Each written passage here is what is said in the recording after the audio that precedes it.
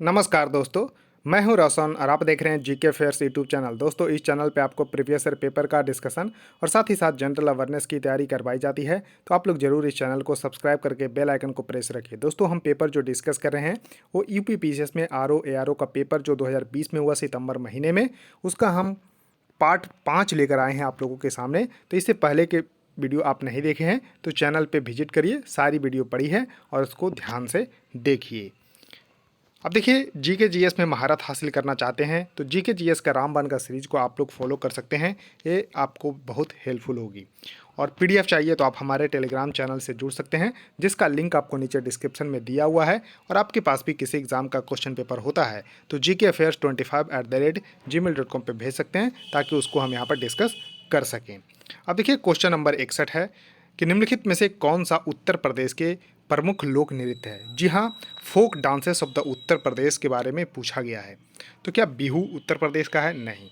बिहू कहाँ का है? तो आसाम का है। तो इसको ध्यान रखिएगा, बिहू आसाम का है। तो देखिए, और गरबा गुजरात का है और घूमर राजस्थान का है। तो देखिए, पहला ऑप्शन तो यहाँ पर गलत हो गया। फिर देखिए, चरकुला, कर्मा और पांडव। तो यहाँ पर जी हाँ, करेक्ट आंसर यहाँ पर बी होगा, चरकुला, कर्मा और पांडव। अब देखिए, चरकुला जो नृत्य होती है उसको घूंघट वाली नर्तकी अपने सर पर 108 दीपकों के साथ नृत्य करती है। जी हाँ, घूंघट वाली जो महिला जो यहाँ पर नर्तकी होती है वो यहाँ पर जो है सर पे अपने 108 जो है यहाँ पर दीपक के साथ नृत्य करती है। और इसको ब्रजभूमि की नृत्य भी इसको बोलते हैं। जी हाँ, ब्रजभूमि की नृत्य इसको बोलते हैं, चरकुला नृत्य को। तो इसको थोड़ा सा ध्यान रखिएगा। कर्मा भी उत्तर प्रदेश का लोक नृत्य है और साथ ही साथ पांडव भी। उसके बाद पाई डंडा, सारा नृत्य, धोबिया राग, चौरसिया, राई नृत्य, जो कि बुंदेलखंड की महिलाओं के द्वारा किया जाता है, जिसको मोर का नृत्य भी बोलते हैं। जी हाँ, राई नृत्य को बुंदेलखंड की महिलाओं के द्वारा किया जाता है और इसको मोर नृत्य भी बोला जाता है। तो इतना थोड़ा सा ध्यान रखिएगा। अब देखिए, लावणी कहाँ का है? तो महाराष्ट्र का है। महाराष्ट्र का यहाँ पर लोक नृत्य है, तो इसको थोड़ा सा ध्यान रखिएगा। रौफ कहाँ का है? तो जम्मू कश्मीर का है, तो इसको थोड़ा सा ध्यान रखिएगा। और देखिए, कथक और कथकली ये शास्त्रीय नृत्य है, जो कि कथक उत्तर प्रदेश का है और कथकली जो है केरल का शास्त्रीय नृत्य है। भारत में कुल मिलाकर 8 शास्त्रीय नृत्य है, इसको भी थोड़ा सा ध्यान रखिएगा। उसका देखिए, नेक्स्ट क्वेश्चन है कि उत्तर प्रदेश के किस जिले में व्यापारी सुविधा केंद्र एवं शिल्प संग्रहालय की स्थापना की गई है? यानी कि trade facilitation centre and the craft museum, जो कि इस्टेब्लिश किया गया है उत्तर प्रदेश के किस जिला में जो है इस्टेब्लिश किया गया है? तो दोस्तों, वाराणसी में जो है इस्टेब्लिश किया गया है। तो करेक्ट उत्तर इसका बी सही होगा, इसको भी जरूर ध्यान रखिएगा। उसके बाद देखिए, नेक्स्ट क्वेश्चन है कि इफ्को यूरिया संयंत्र उत्तर प्रदेश के निम्नलिखित में से किस स्थान पर स्थापित है? यानी कि इफ्को, इफ्को का फुल फॉर्म आपसे पूछा जाता है। तो Indian farmers fertiliser cooperative limited. जी हाँ, एक कोऑपरेटिव लिमिटेड है इंडियन फार्मर्स फर्टिलाइजर्स का, जिसको 1967 में बनाया गया था। 1967 में इसको बनाया गया था, तो इसको ध्यान रखिएगा। और ये आपको उत्तर प्रदेश के किस जगह पर जो है देखने को मिलता है? तो इलाहाबाद। तो इसको करेक्ट उत्तर इसका बी होगा। देखिए, इलाहाबाद का नया नाम प्रयागराज हो गया है, लेकिन यहाँ पर आपको ध्यान रख लेना है कि इफ्को यूरिया संयंत्र जो है उस समय जो है नाम आपको ध्यान रख लेना है कि इलाहाबाद हुआ करता था। इस तरह से थोड़ा सा इसको जरूर ध्यान रखिएगा। अब देखिए, नेक्स्ट क्वेश्चन है कि निम्नलिखित में से कौन सा सही सुमेलित नहीं है? जी हाँ, सही सुमेलित नहीं है पूछा जा रहा है, किससे रिलेटेड? तो जो भारतीय संविधान के भाग और उससे प्रावधान, यानी कि parts of the constitutions and the provision related to it. तो देखिए, सबसे पहले आपको ध्यान रख लेना है कि भारतीय संविधान में कुल मिलाकर जो है 22 भाग हैं। जी हाँ, 22 भाग शुरू में थे, लेकिन इसमें 3 जो है संशोधन करके जो है ऐड किया गया, तो कुल मिलाकर अभी 25 जो है भाग हैं। जी हाँ, 25 भाग हैं, 3 संशोधन करके जो है ऐड किया गया है, तो इसको ध्यान रखिएगा। अब देखिए, जो भाग दूसरा है, जी हाँ, भाग दूसरा है जो कि अनुच्छेद 5 से 11 तक जो नागरिकता से ही संबंधित है। तो देखिए, पहला तो सही है। उसके देखिए, केंद्र शासित प्रदेश से रिलेटेड भाग 7, क्या ये सही है? नहीं। केंद्र शासित प्रदेश से जो रिलेटेड है वो है भाग 8। तो देखिए, ऑप्शन बी ही यहाँ पर सही है, जो कि सुमेलित नहीं है। केंद्र शासित प्रदेश से रिलेटेड भाग 8 है। जी हाँ, भाग 8 है, इसको जरूर ध्यान रखिएगा। उसके बाद देखिए, नगर पालिकाएं से रिलेटेड जो यहाँ पर भाग है वो 9(1) है। चुनाव से रिलेटेड भाग 15 है, जो कि अनुच्छेद 2024 में चुनाव से यानी कि इलेक्शन कमीशन से रिलेटेड है। अब देखिए जो पार्ट 7 है उसको रिपील कर दिया गया था, इसको ध्यान रख लेना है, जो कि 7वां जो कॉन्स्टिट्यूशनल अमेंडमेंट एक्ट 1956 के द्वारा, जी हाँ 7वां जो भाग है उसको जो है हटा दिया गया है 7वां संविधान संशोधन 1956 के द्वारा। और देखिए पार्ट 9 में जैसा कि मैंने बताया यहाँ पर पंचायत है, और उसके बाद पार्ट 9A में जो है यहाँ पर आपको ध्यान रखना है म्यूनसिपैलिटीज़ है, और 9B में जो है कोऑपरेटिव सोसाइटीज़ को रखा गया है। तो पार्ट 9 थोड़ा सा इंपॉर्टेंट है, इसको ध्यान रखिएगा कि पार्ट 9 में जो है पंचायत है, 9A में जो है म्यूनसिपैलिटीज़ है, और 9B में जो है कोऑपरेटिव सोसाइटीज़ है। तो इसको थोड़ा सा ध्यान रखिएगा। अब देखिए नेक्स्ट क्वेश्चन है कि यहाँ पर कथन और कारण दिया है और उसमें बताना है आपका सही उत्तर क्या है। तो देखिए कथन क्या है कि राज्य की कार्यकारी शक्तियों का प्रयोग संसद के कानून और राज्य में लागू कानूनों का अनुपालन सुनिश्चित करने के लिए किया जाता है। तो क्या ये कथन जो है सही है? तो देखिए राज्य की कार्यकारी शक्तियों का उपयोग यानी कि executive power of the state are exercise to ensure the compliances of the law of the parliament and the law applied to the state. तो देखिए पहला स्टेटमेंट तो बिल्कुल सही, यानी कि कथन बिल्कुल यहाँ पर सही है। उसके बाद देखिए जो रीजन दिया गया है कि भारत सरकार अपनी कार्यकारी शक्तियों का उपयोग करके राज्य के आवश्यक दिशा निर्देश दे सकती है, यानी कि government of India can give necessary direction to the states by using its executive power. तो देखिए यहाँ पर रीजन भी सही है, यानी कि दोनों यहाँ पर स्टेटमेंट यानी कि कथन और कारण दोनों सही है। तो करेक्ट उत्तर इसका ए सही होगा, यानी कि ए और आर दोनों सत्य हैं और आर ए का सही स्पष्टीकरण भी है। तो करेक्ट उत्तर इसका ए सही होगा, इसको जरूर ध्यान रखिएगा। उसका देखिए सूची 1 को सूची 2 से मिलान करना है और किससे रिलेटेड है। तो ये आपको शेड्यूल यानी कि अनुसूची से रिलेटेड है। तो भारतीय संविधान में जो शुरुआती में जो संविधान थे 8 अनुसूची थे, अब संशोधन करके इसमें 12 अनुसूची है, यानी कि अभी पूछा जाए कि कितने अनुसूची है भारतीय संविधान में तो 12 है। जी हाँ 12 है, और उसी अनुसूची से रिलेटेड एक प्रश्न जो है बन गए हैं। तो देखिए 7वीं अनुसूची में क्या है, तो यहाँ पर आपको थोड़ा सा ध्यान रख लेना है कि 7वीं अनुसूची में क्या है। तो 7वीं अनुसूची में यहाँ पर भाषा है, बिल्कुल सही है। 8वीं अनुसूची में क्या है, कोई 7वीं अनुसूची में थोड़ा सा यहाँ पर ध्यान रखिएगा कि 7वीं अनुसूची में यहाँ पर क्या है। तो 7वीं अनुसूची में जो है लिस्ट है, जो 7वीं अनुसूची में लिस्ट है। 8वीं अनुसूची में क्या है, भाषा है। जी हाँ 8वीं अनुसूची में भाषा है, इसको ध्यान रखिएगा। तो 7वीं में लिस्ट है, जो 3 लिस्ट है, that is a union list, state list और कनकरेंट लिस्ट। तो ए का यहाँ पर 3 हो गया, तो ए का 3 यहाँ पर देखने को मिल रहा है। उसका देखिए 8वीं अनुसूची में जैसा कि मैंने बताया भाषा का जिक्र है। जी हाँ 9वीं अनुसूची में क्या है, तो संघ यहाँ पर 9वीं अनुसूची में कतिपय कृत्यों का सत्यापन, that is the validation of the certain act.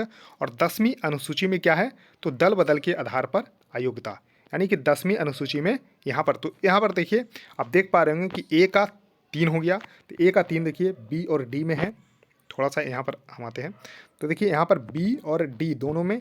उसके बाद यहाँ पर देखिए ए का 3 हो गया, तो ए का 3।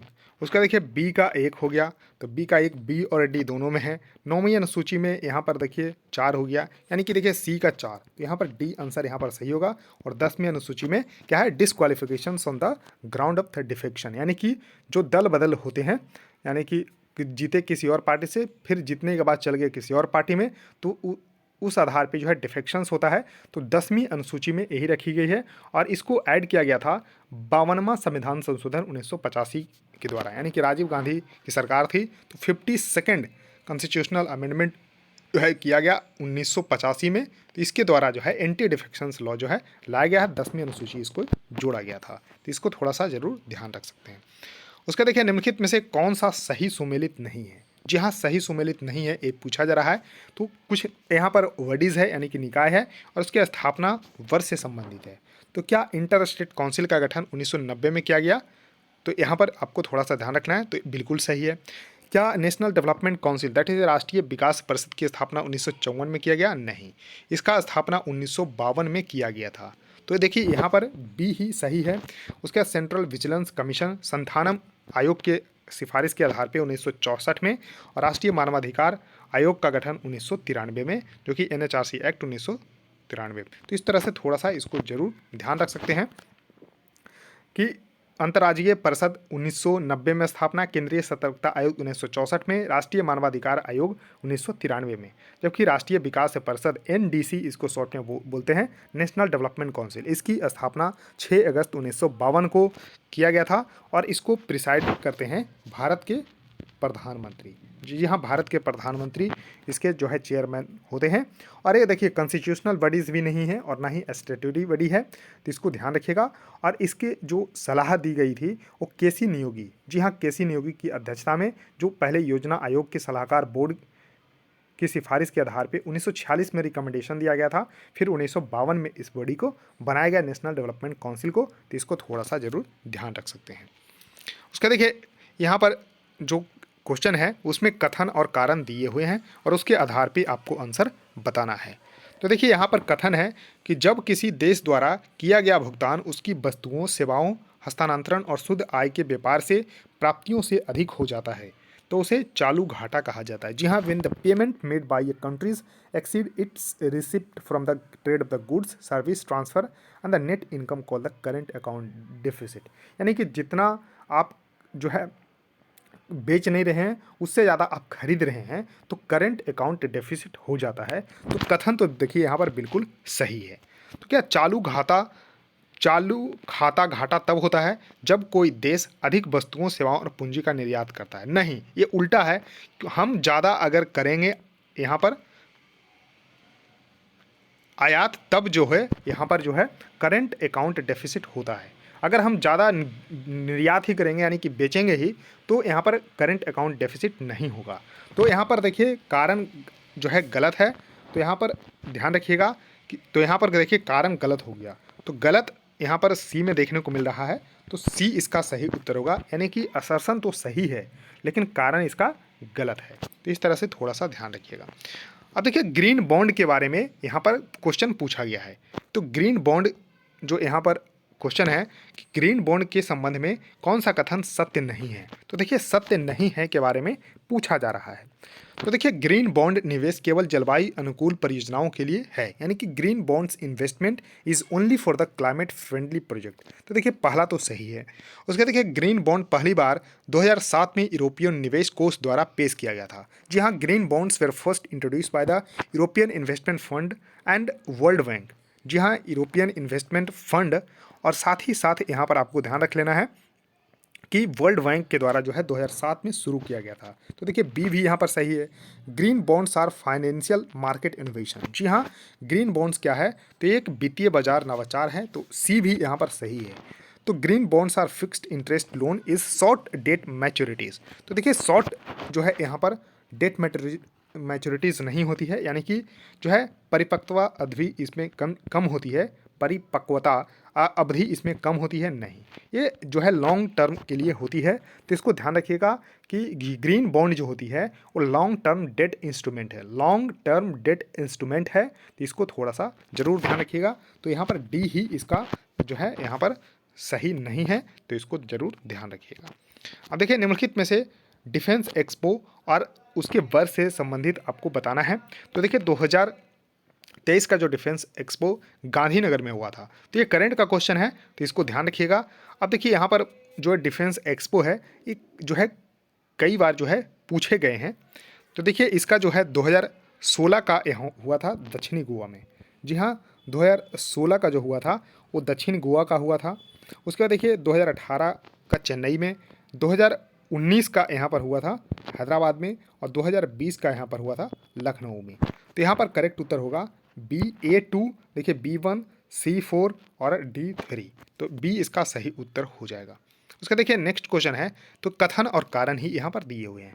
तो देखिए शिक्षा और संस्कृति के लिए एक केंद्र जो है सांस्कृतिक संसाधन और प्रशिक्षण केंद्र की स्थापना 1979 दैट इज 1979 में की गई थी। यानी कि for education and the culture A centre for the cultural resource and the training, यानी कि centre for cultural resource and training की स्थापना जो है 1979 में की गई थी। किसके लिए? तो फॉर एजुकेशन एंड कल्चर के लिए। तो देखिए ये बिल्कुल सही है। तो यहाँ पर ध्यान रखिएगा कि जो असर्शन है यानी कि कथन है वो बिल्कुल सही है यहाँ पर। उसके देखिए CCRT जो है उसका उद्देश्य शिक्षा को संस्कृति से जोड़ना था। जी हाँ, शिक्षा को संस्कृति से जोड़ने के लिए उद्देश्य से ही 1979 में जो है centre for cultural resource and training की स्थापना की गई थी, जो कि संस्कृति मंत्रालय के अंतर्गत में आता है। तो यहाँ पर देखिए आंसर ए सही होगा, जो कि असर्शन और रीजन दोनों सही है, और reason is the correct explanation for the assertion. तो इसको ध्यान रखिएगा। अब देखिए नेक्स्ट क्वेश्चन है कि बांग्ला महोत्सव किस राज्य में मनाया जाता है। तो देखिए जो नॉर्थ ईस्ट के जो फेस्टिवल्स होते हैं बहुत ही इंपॉर्टेंट होता है, चाहे कोई भी न्यूज़ भी हो, फेस्टिवल हो और भी कोई न्यूज़ क्यों ना हो, बहुत ही इंपॉर्टेंट होता है। तो बांग्ला जो यहाँ पर महोत्सव है वो कहाँ पर जो है मनाया जाता है, तो ये मेघालय में। तो ध्यान रखिएगा मेघालय इसका सही उत्तर होगा। तो अपने नोटबुक में नोट डाउन कर लीजिए कि बांग्ला जो है मेघालय में मनाया जाने वाला 3 दिवसीय जो है यहाँ पर उत्सव है, जो कि फसल कटाई के बाद जो है मनाया जाता है। और इसमें गारो जनजाति के द्वारा जो है मुख्य रूप से यहाँ पर 100 ड्रम के साथ महोत्सव मनाया जाता है, इसलिए इसको 100 ड्रम महोत्सव भी बोला जाता है। तो मेघालय में गारो, खासी और जयंतिया जैसा लोग रहते हैं। तो यहाँ पर कौन सी गारो जनजाति के द्वारा जो है इस फेस्टिवल को मनाया जाता है। अब देखिए चापचार कूट बहुत बार क्वेश्चन पूछा गया है। तो चापचार कूट जो है महोत्सव मिजोरम में, जबकि हॉर्नबिल नागालैंड में मनाया जाने वाला प्रमुख उत्सव है। तो इसको भी ध्यान रखिएगा। अब देखिए जीवाश्म ईंधन में संग्रहित ऊर्जा का अंतिम स्रोत, that is the ultimate source of energy store in the fossil fuel. अब देखिए फॉसिल फ्यूल होता क्या है।